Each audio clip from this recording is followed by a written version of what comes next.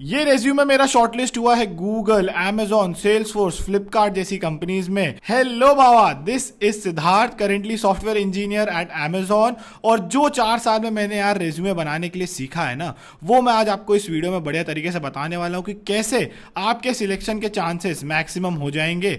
Plus मैं आपको इस वीडियो में पूरा अपने रिज्यूमे को भी गो थ्रू करूंगा और जितने भी इंपॉर्टेंट इनसाइट्स है वो सारे शेयर करते जाऊंगा। अब देखिए, वीडियो स्टार्ट करने से पहले हमें ये समझना जरूरी है कि यार ये जो रिज्यूमे है उसको यार बिहाइंड द सीन देखता कौन है, प्रोसेस क्या होती है इसकी शॉर्ट लिस्टिंग की। तो देखिए, सबसे पहले क्या होता है कि जैसे ही आप रिज्यूमे अपना सबमिट करते हो ना, तो आपके जो कंपनी पोर्टल है उसके अंदर यार एक ATS नामक चीज होती है। ATS बोले तो एप्लीकेंट ट्रैकिंग सिस्टम होता है, जिसका काम क्या होता है, जितने भी रिज्यूमेस आते हैं उसको यार फिल्टर आउट करता है। तो लेट से आपके 1000 लोगों ने सेम जॉब एप्लीकेशन पे अप्लाई करा था, तो वो क्या करेगा, 1000 लोगों को कितना ज्यादा रेलेवेंट है उनका रिज्यूमे, उससे यार वो एक रैंकिंग कर देगा। अब जैसे ही ये पहला स्टेज खत्म होता है, उसके बाद आता है सेकेंड स्टेज, जिसमें HR की स्क्रीनिंग होती है। अब यहां पे आपको एक चीज समझना बहुत इंपॉर्टेंट है कि जो HR है वो ना लगभग 200 रिज्यूमे स्क्रीन कर रहे होते हैं एक दिन के अंदर, और लगभग आपका ना 10 या 15 सेकेंड देते हैं एक रिज्यूमे में। तो इससे आप ये समझ सकते हो कि जो आपका रिज्यूमे है वो कितना ज्यादा आई कैची और कंसाइज एकदम तरीके से होना चाहिए। अब आपके दिमाग में क्वेश्चन आ रहा होगा कि भाई साहब कैसे स्ट्रक्चर करना है, क्या बढ़िया तरीके से स्ट्रक्चर होता है।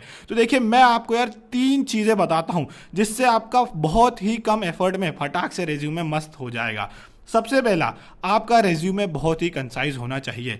इसका मतलब जो भी अपना रेज्यूमे है, अपन को ट्राई करना है उसको 1 पेजर रेज्यूमे बनाना है। यदि आप अभी फ्रेशर हो या आप अर्ली इन द करियर हो, 5 साल से कम का एक्सपीरियंस है आपका, तो अब इसका क्या मतलब है बाबा, जितने भी इररेलेवेंट चीजें हैं, डिटेल्स है, जिसका जॉब डिस्क्रिप्शन से कोई लेना देना नहीं है कि मुझे कैनवा चलाते आता है, फोटोशॉप चलाता आता है, वो सारे डिटेल्स आपको हटानी है। इसमें एक और चीज याद रखनी है कि जब आप लिख रहे होते हो अपने रेज्यूमे में, तो आपको ना जो भी कुछ क्लीशे वर्ड्स होते हैं, जैसे कि आप हार्ड वर्किंग हो, टीम प्लेयर हो, ये सारी चीजें, ऐसे टाइप के कीवर्ड से आपको नहीं अपना रेज्यूमे भरना है। क्योंकि क्या होता है कि ये चीजें ना आपके जो आपने एक्सपीरियंस बताया उससे डिराइव होना चाहिए। आप डायरेक्ट ये सब कीवर्ड नहीं यूज कर सकते कि भाई मैं तो टीम प्लेयर हूं, मैं तो बहुत ही हार्ड वर्कर हूं। अब आती है सेकंड चीज। सेकंड ये है कि आपका रेज्यूमे बहुत ही क्लीन होना चाहिए। क्लीन बोले तो क्या है कि आपका रेज्यूमे प्रॉपर फॉर्मेटेड होना चाहिए, अच्छी खासी स्पेसिंग होनी चाहिए उसमें, आपके जो फॉन्ट साइज है वो भी अच्छा खासा ह्यूमन रीडेबल होना चाहिए। अब जो तीसरी चीज है वो ये है कि आपको लॉन्ग पैराग्राफ्स और लंबी कहानियां एक साथ नहीं लिखनी है, आपको उनको यार छोटे छोटे बुलेट पॉइंट्स में तोड़ देना है। बाकी इसके अलावा भाई साहब एक चीज तो आपको बिल्कुल ही नहीं करनी है कि आपको टाइपो नहीं करना है, कि आप स्पेलिंग मिस्टेक कर दे और ये सब कर दे रहे हो। तो सिर्फ इन 3 चीजों से ही आपका ये तो इंश्योर हो जाएगा कि जो रेज्यूमे का डिजाइन है वो बहुत ही बढ़िया है। लेकिन अब बात करते हैं कि रेज्यूमे में लिखना किस तरीके से है। तो मैं आपको अपने पूरे रेज्यूमे का वॉक थ्रू कराते जाऊंगा और उसमें से ही आपको इनसाइट्स देते जाऊंगा। तो देखिए, सबसे ऊपर रेज्यूमे में अपन ने अपना नाम लिखा हुआ है, जिसको बोल्ड तरीके से लिखा हुआ है हमने। उसके जस्ट नीचे मैंने यार अपना ईमेल एड्रेस प्रोवाइड करा हुआ है, इसके साथ ही साथ आप फोन नंबर भी प्रोवाइड कर सकते हो। एंड देन फिर एक लिंक्डइन अपनी प्रोफाइल का एक हाइपर लिंक दिया है। अब इसके बाद है यार, मैंने अपना पोर्टफोलियो का भी एक लिंक दे रखा है। अब मैंने क्या कर रखा है कि यार मैंने क्योंकि अलग अलग कोडिंग प्लेटफॉर्म्स पे प्रैक्टिस करा था, तो सबके अलग अलग लिंक्स देना पॉसिबल नहीं है। तो मैंने क्या करा, कोडोलियो पे, इस वेबसाइट पे जाके अपने अलग अलग जितने प्लेटफॉर्म्स है उसको लिंक कर दिया 2 मिनट में ही। और फिर यहाँ पे आपको ना फिर ओवरऑल पूरे प्रोफाइल का स्टैट्स दिखने लग जाता है। और यदि आपने डेवलपमेंट करा है तो आप गिटहब प्रोफाइल्स भी यहीं पे लिंक कर सकते हो। तो इस एक लिंक से ही आपका पूरा पोर्टफोलियो पता चल जाता है कि आपने क्या क्या काम कर रखा है, कितनी प्रैक्टिस कर रखी है। तो मैंने भी यार ये सेम चीज यूज करी थी और प्रोफाइल अपनी एक लिंक कर रखी थी। आप भी जाके चाहे तो बना सकते हो, बढ़िया 2 मिनट में आपका फटाफट से लिंक्स हो जाएंगी सारी प्रोफाइल।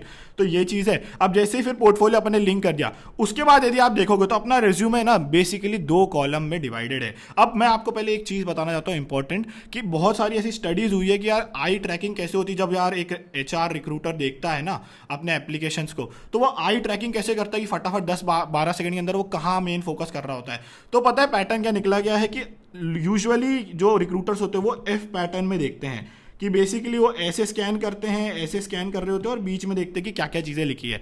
तो इसलिए ये वाला जो फॉर्मेट है ना आपका रिज्यूमे का, ये बहुत ज्यादा उससे अलाइंड भी है फॉर्मेट। क्योंकि हमने क्या कर रखा है, जो F पैटर्न में जितने इंपॉर्टेंट चीजें हैं वो एक HR रिक्रूटर को फटाक से दिख जाए, इस तरीके से ये पूरा रिज्यूमे ऑर्गेनाइज करा गया है। अब अपन एक एक सेक्शन में जाते हैं और देखते हैं क्या क्या चीजें आपको कवर करनी है। तो जैसे आप यदि देखोगे सबसे पहले लेफ्ट पूरे कॉलम में, तो सबसे पहले यार अपन ने एजुकेशन को अपना लिस्ट करा है। अब एजुकेशन में आपको क्या करना है, आपको ना जो अपना एजुकेशन है उसको आपको रिवर्स क्रोनोलॉजिकल ऑर्डर में लिखना है। बेसिकली जो सबसे रिसेंट वन है, जैसे आप अभी अभी कॉलेज में है या कॉलेज आपने पास आउट कर लिया है, तो उसको आपको सबसे ऊपर रखना है, एंड देन फिर उसके सब्सिक्वेंट नीचे नीचे आपका 12th का 10th का आपको मेंशन करना है, तो आप मेंशन करोगे।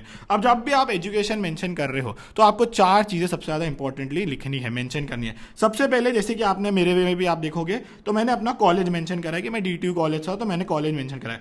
उसके बाद आपका जो भी मेजर्स था या जो ब्रांच है आपकी वो आपको मेंशन करना है, जैसे मेरी इंफॉर्मेशन टेक्नोलॉजी थी वो मेंशन करी। उसके बाद तीसरी चीज है कि आपको अपना टाइमलाइन बताना है कि आपका एक्सपेक्टेड ग्रेजुएशन डेट क्या है। तो ऐसे मेरी थी मई 2022, तो मैंने वो चीज यहाँ पे मेंशन करी। और फिर फोर्थ चीज आती है कि आपका GPA कितना था।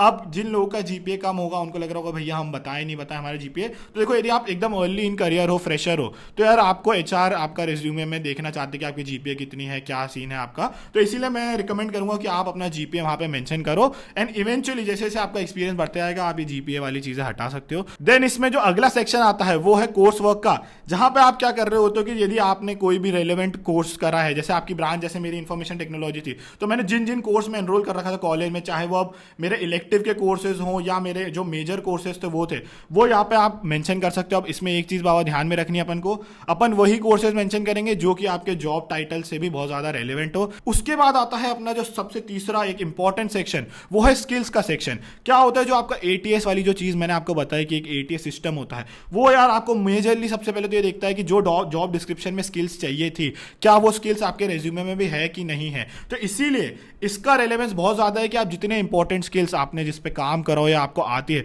उसको आप क्लियरली यहाँ पे पॉइंटर्स बुलेट पॉइंट्स के थ्रू आप अच्छी तरीके से मेंशन कर सकते हो। अब इसके बाद आता है अपने रेज्यूमे का भाई साहब सबसे इंपॉर्टेंट सेक्शन, एकदम हार्ट ऑफ द रेज्यूमे है ये, वो है आपका वर्क एक्सपीरियंस। अब देखिए यदि आप फ्रेशर हो तो आप तो यही बोलोगे भैया वर्क एक्सपीरियंस का क्या मतलब होता है, हमारे पास तो है नहीं। तो यदि आप फ्रेशर हो तो आपके लिए इंटर्नशिप आपका वर्क एक्सपीरियंस है, एंड यदि आप एक्सपीरियंस बंदे हो तो फिर आप जिस कंपनी में काम कर रहे हो उसका वर्क एक्सपीरियंस, आपने प्रीवियसली कोई इंटर्नशिप करी है वो एक्सपीरियंस, वो आपको यहाँ पे बहुत ही बढ़िया तरीके से प्रेजेंट करना है। तो देखिए इसमें भी आपको 4 मेन चीजें पहले तो कवर करना है। सबसे पहले आप किस कंपनी में काम कर रहे हो, देन आपका क्या प्रोफाइल था, थर्ड आपको अपनी टाइमलाइन बतानी कि कब से कब तक आप ये वाले प्रोफाइल पे थे इस कंपनी के अंदर। इसके बाद आपका फोर्थ इंपॉर्टेंट चीज जो आती है वो है आपका जो भी डिस्क्रिप्शन है काम का उसको लिखना। अब भाई साहब बात आती है कि इस चीज को लिखना कैसे है। तो देखिए सबसे पहली चीज तो हमने जो बात करी थी, लंबे लंबे पैराग्राफ यहाँ पे नहीं लिखने हैं बाबा, आपको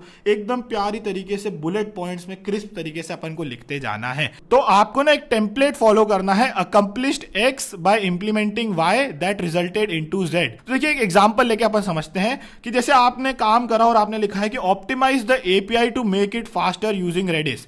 तो ये भाई साहब आपका एक बेसिक जिंदगी हो गई। अब यदि आपको मेंटोस वाली लाइफ चाहिए तो आपको कैसे लिखना रहेगा इसको, सेम ही चीज को आप लिखोगे reduced API latency by 60% by implementing a distributed Redis caching layer, scaling the platform to support 10,000 plus concurrent user।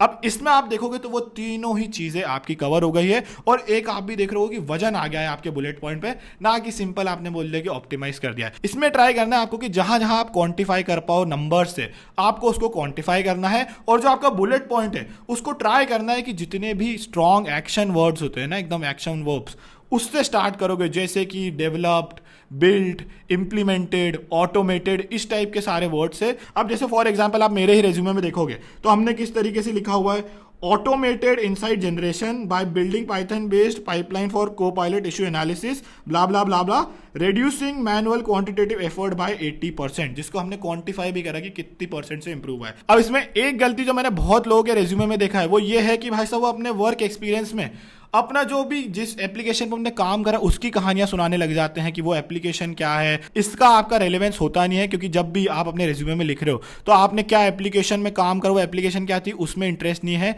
Interest ये रहता है कि आपका क्या इंपैक्ट था और आपने क्या काम करा है।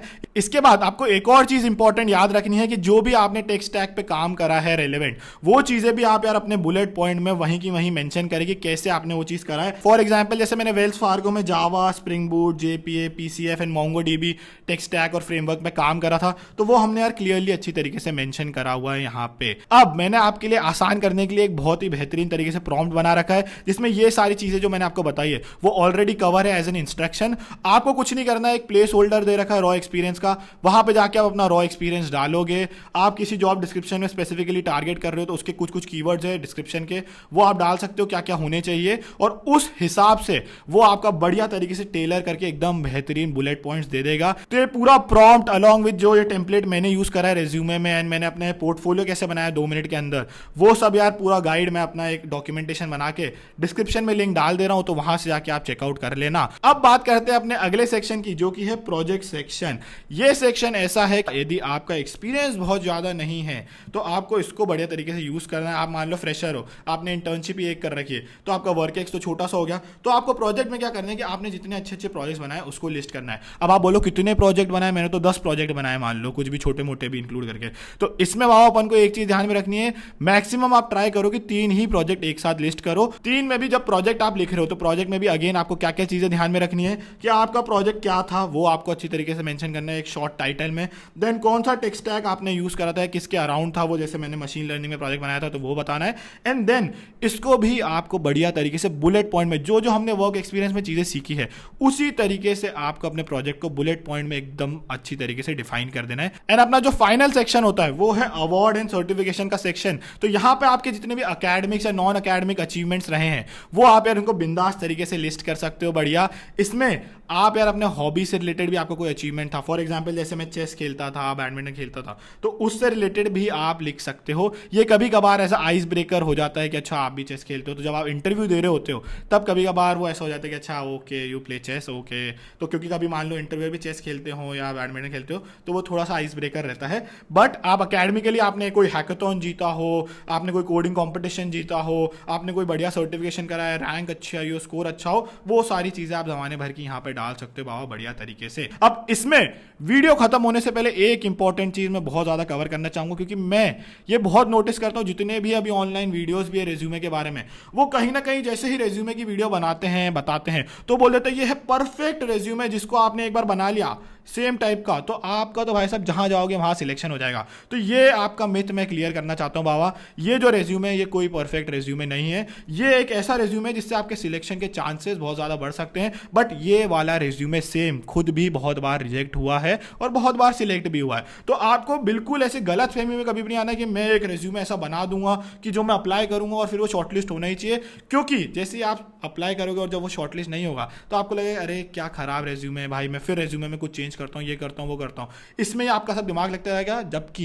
ये एक पार्ट ऑफ द प्रोसेस है। कोई भी ऐसा रेज्यूमे नहीं होता है बाबा जो हर बार शॉर्टलिस्ट हो जाए, हर जगह शॉर्टलिस्ट हो जाए। तो ये माइंडसेट अपन को हमेशा ध्यान में रखना है। आपको बस इतना अच्छा करना है कि अपना जो बायोडेटा कंपनी को जा रहा है वो एकदम सुंदर सा जाए, तो इस तरीके से आप वो इंश्योर कर सकते हो। और बाकी आपको कोई और डाउट है, कुछ आपका समझ में नहीं आया, तो आप बिंदास तरीके से कमेंट में पूछ सकते हो, मैं बिल्कुल बढ़िया तरीके से आंसर करूंगा उसको। नेक्स्ट वीडियो किस पे चाहिए ये भी आप मेरे को कमेंट में बता सकते हो। टिल देन बाबा आज की वीडियो इतनी ही है, बढ़िया लगी तो लाइक कर देना। मैं मिलता हूं अगली वीडियो में, बाय बाय।